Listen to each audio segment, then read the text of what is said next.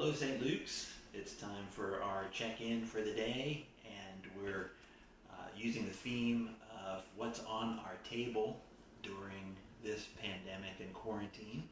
And this is a first for me as the director of music to be sharing some food ideas, but I think that I found one that I really like, and it's been nice during the pandemic to have more time to think about food and be creative at home with food.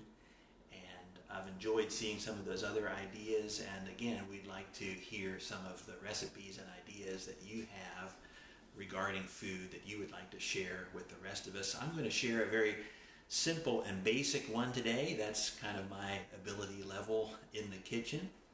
And we are going to share with you today also one that I think is somewhat southern, that I have kind of adopted now, being in Atlanta for quite a while.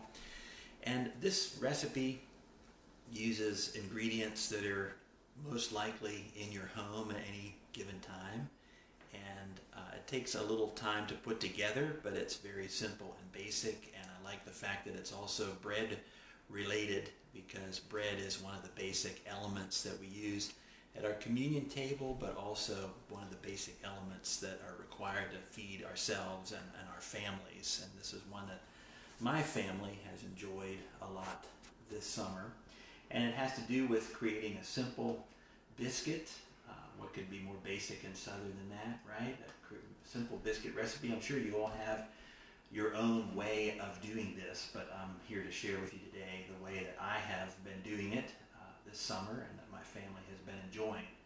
It starts with just the 6 basic ingredients that you probably all have at home: the sugar, flour, baking powder, salt, butter, and milk. And I will be posting the details of the recipe in the comments, as we have been doing this past couple weeks.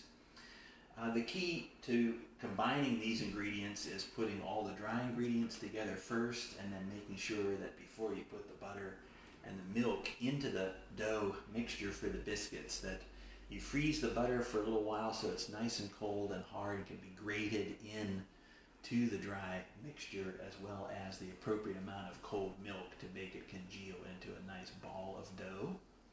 Do that, combine those ingredients, work the dough a few times to get it light and airy before you use any kind of cookie cutter or biscuit cutter to make your biscuits out of the dough. We don't have an official biscuit cutter, but we're using this either apple or pumpkin cookie cutter to make kind of a round shape out of the biscuit dough. You could use a Christmas ornament, pumpkin, whatever you might have at home.